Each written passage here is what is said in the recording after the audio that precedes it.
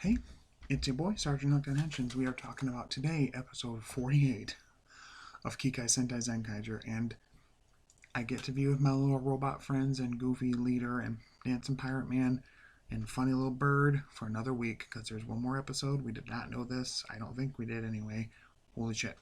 Um, Big, huge, gigantic spoilers. Here's where the episode, I know it's a review slash recap, and you know this, but I just want to prepare people in case they thought for some reason it wasn't that.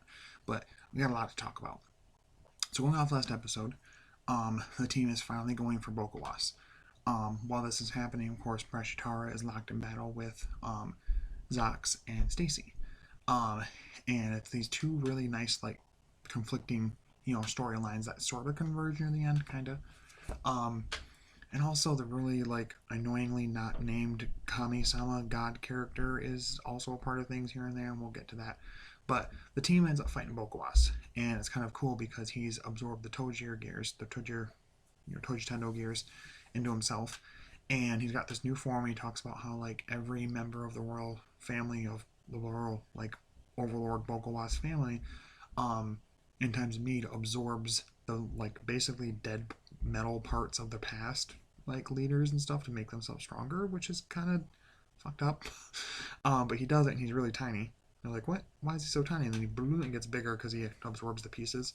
But before that, Gege, who is gigantic as we know, fights the team and starts beating their ass a little bit. He Bokawa smacks the table again, and they actually jump every time he does, so it doesn't hurt them. So they're like, haha, we saw that coming this time. Then he spins it, and they're like, oh, what do we do? So they're getting attacked by Gege at the same time, and Seichan says, hey, use the Samurai Sentai Shinkenger gear. He does it. It summons them, and they do the little symbol power thing to make Seichan grow. So Seichan gets as big as Gege, and we get Seichan versus Gege, and it's so much fun.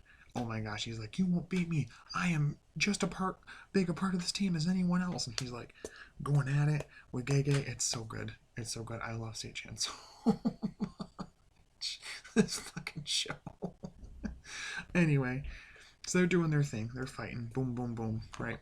Um, and finally he kind of defeats Gege, and at this time we switch over and see Kami-sama God character, whatever, took over Flint and is messing with the machine that both powers like transportation between the parallel universes and also or worlds or whatever, and also creates the Tojir gears.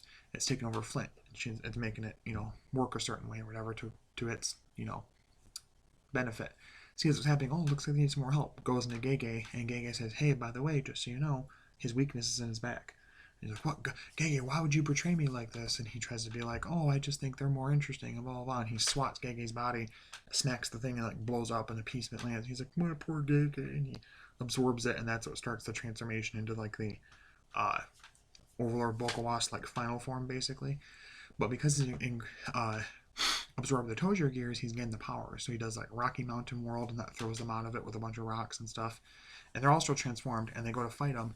And he reveals that he can, in his little centerpiece, the little hole, he summons the red helmet of each Sentai that the team is based off of. So first to get fought is Vroon, gets fought by the power of the Bokengers, of course, with their little, final team cannon thing. He gets knocked out of transformation. Majin, the same thing. Majiro with the Mystic Warrior mode staff thing with the rotary thing on it. Defeats Majin, of course. Really sad. What's his name? Juron getting defeated by the power cannon / whatever it's called, Z Ranger. And then Gawan getting defeated by the Gao Ranger, the Savage Sword thing, whatever it's called, and Gao Ranger. And then the final one to get defeated is Kaito, with the little football thing from Go Ranger. And it's weird because like three like humans come out of it and attack him, and I wonder if that was like the actors left of that show that are alive that they got to be in it for a hot minute, or if it was just Yachan. I couldn't really tell. It was really confusing. But still, he kicks them all out of transformation, and also like breaks their gears, their Sentai gears. And they're all like, kind of lost a little bit. He's like, no, we got to still fight. They basically, it's really a pretty rousing speech. They basically talk about how the whole team, about how, those Sentai teams that came before us, they faced trash just like you, and they overcame it no matter what. We're not going to let them down. You know, we have to continue on their legacy, blah, blah, blah. And I like this because the show has been doing a really great job of, like, technically being an anniversary season, but it doesn't feel tied down by being an anniversary season where they have to have a bunch of cameos of characters and blah, blah, blah. If anything, it's more of an anniversary season in terms of examining tropes within Sentai than it is about season by season and, like, character by character. Um, so they go and they do their actually full helmetless, suitless roll call together, um, and they go to fight, and he malfunctions, and the Sentai World Gears come out, and they do that thing from the intro where it shows the like um, Zenkaiger symbol, and then spinning around it are all the Sentai, team logo things. No, Grando sposa o dekerde okadashimasu. That whole thing where it's like telling you not to copyright or pirate it or whatever. Right, listen to that. um, and they repair their gears to make them look like Avataro gears though from Don Brothers, which is kind of cool. So they look a little different. Um, they look like red, and they have the little spines, little blades on them or whatever, little curved blades. So they get their powers back, and he's like, we're like, whoa, how'd this happen, Kaito? And he's like, well, it must be that the Sentai worlds he absorbed, through the gears or whatever, are calling out to us and helping us in one final strike to beat him. And so they fully transform, change Zenkai, and it's so great. And they fight, and they're kind of getting their butts kicked, sorta, but they're still holding their own. And they remember what Gege told them about his back being his weakness. And Zenkaiser transforms into Super Zenkaiser and has the one attack with the Dragon Zord, tail thing, and hits him in the chest while in the back. They're all holding, the team is all lined up in a 4 holding Zuron while he fires the Zenryoku Zenkai cannon at the back of them. So it's like a pincer attack to both of them. They destroy Bokawas, all done, free the worlds, whatever. Brashitara nearly defeats Zox and Stacy, and he even questions Zox, like, why do you care? Here's your power. You're just in it for steel treasure. Well, he's like, well, yeah, I am in it for treasure, but treasure isn't always just gold. And he's like, what do you mean? It's not always what's valuable to me. What's valuable to me is friendships and family and things that are dear to me. And when those things are in danger, I will protect them. And I loved seeing that from where he came at first, like not being fine with collateral damage and nearly killing people, to where he is now caring about the team and being part of a family. Super awesome. He transforms, he fights. Stacy transforms and fights and says, I'm not doing this out of revenge. I have something to protect now, meaning Colorful, Yatron, the team in general. And they sync really well together and are like fighting together really well. Like a perfect combination. It's super cool to see them. Even Flint says that after she gets the Kami-sama character to pull out of her. She's like, oh, where am I? And she goes back down there. Two Kaiser goes into Shinken form, he goes into Oren form, he goes into Super Two Kaiser form, and it's in that form, along with Stacy, that they do their final attack, like chest laser thing, basically, as Rashtar does his, to push back and finally destroy him and defeat him. So that was really cool. I like seeing that. But they realized that something happened with Flint, and that something's going on with this Kami-sama character, and maybe he was messing with the Tojo gears. And right as they're about to do something, it takes over Zox and says, let's go back to the ship. I have a different plan. They're like, what? They don't understand. So they leave, and Stacy's really confused, and he's like, no, there's something else going on here. And he runs off to tell Kaito. Kaito and the rest of the team are talking. They're like, oh, yay, we did it, whatever, haha.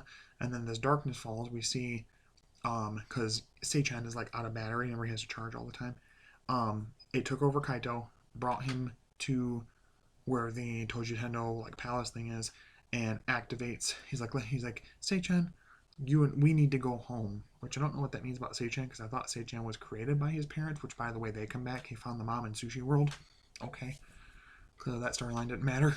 I don't understand what that means, him saying we need to go home. I thought that Seichan was created by the Goshikita family, by his parents. I don't know why they would need to, it means by we need to go home. So it looks like now that we've defeated Bokawas, who wasn't much of a character throughout the entire show, and then all of a sudden was a threat, kind of like Genus and Zyoger, in my opinion. I like Zyoger a lot, but I don't like the final villain. Now we're just gonna fight God, and then we become God, maybe? Anyway, I'm worried and scared of what's going to happen for next episode. It shows the Kami-sama character like split from Kaito and make like a white Zenkaiser. Like it's still the same Zenkaiser, but he's like Kaito's jacket, but all in white, and his pants all in white, which is weird. People have theories that one of the two of them or both of them combined are going to become Zenkaiser Black and Don Brothers without the memories. A lot of people think it's just a different Zenkaiser altogether, like an AR world Zenkaiser that has none of the same memories. It's a variant. Um, but then that begs the question: how does he have a Gertlinger? How does he have Sentai gears? Like, how would he have all that and be fighting by himself and not have the rest of the team? That's weird to me. So, yeah, next episode shows all 7 of them fighting. So even Two Kaiser and Stacy, along with the team, against this Kami-sama god character in Super Zenkaiser form, because it can transform into him now for some reason. Um, and them all coming at him to fight. So I don't know exactly how it's going to end. I'm a little worried.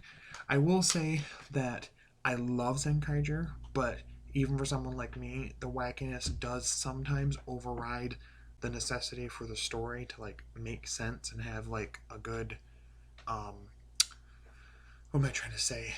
For it to make sense and have a good foundation. Um, because yeah, there were some episodes here and there where they kind of put the story to the side to have like whatever gag of the week happen or whatever. But honestly, like of the bad guys, the coolest ones are the ones that eventually we found out either A, they redeemed, or B, were somebody's dad.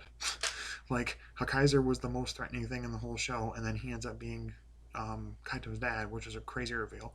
Same thing with Stacy. Stacy was pretty badass throughout, and then he also redeems, which is fine that he does. It makes sense that it does for his arc, but then that just leaves Ijirude, Bokowas, and Brashitara, all 3 of which we get nothing on other than Brashitara's connection to Stacy, and Ijirude being a scientist and a dick, and Bokowas being a dick and the leader, I guess.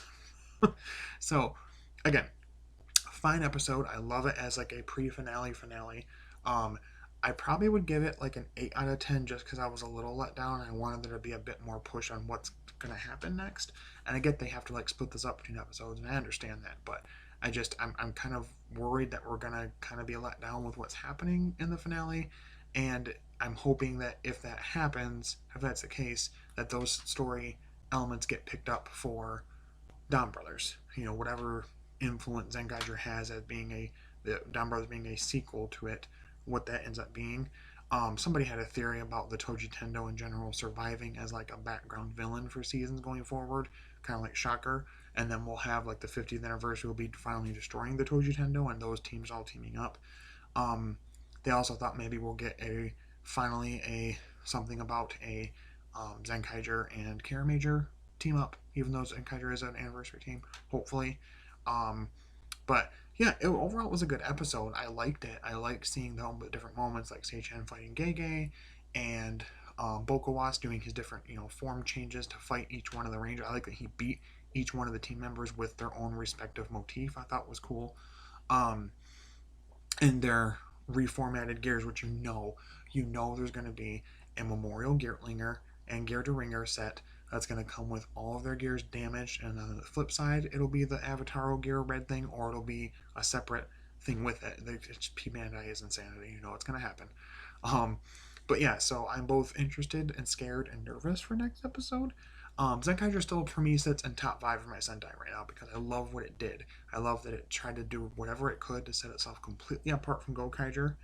And not that it doesn't feel like an anniversary season, it does, but it's more of an analytical anniversary season rather than what we've been used to before, which really, when you think about it, we've only been used to before Gokaiger.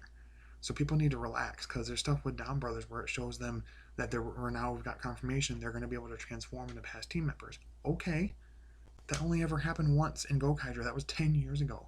Like, let people have fun and stop being angry about things. Anyway, but yeah, so I really enjoyed the episode. Again, probably a strong 8, maybe 8.5 out of 10. Let me know in the comments what you guys think of the episode. Did you guys enjoy it? Did you guys hate it? In the middle, what did you guys think of the big moments like Gege versus Seichan and Bokowas' little form changes to beat team members, them getting their new gears? What the hell is going on with Kami-sama, God character? Give them a name, for fuck's sake. And all of that. But until next time, stay hooked on Henshin's. I'll talk to you later. Bye-bye.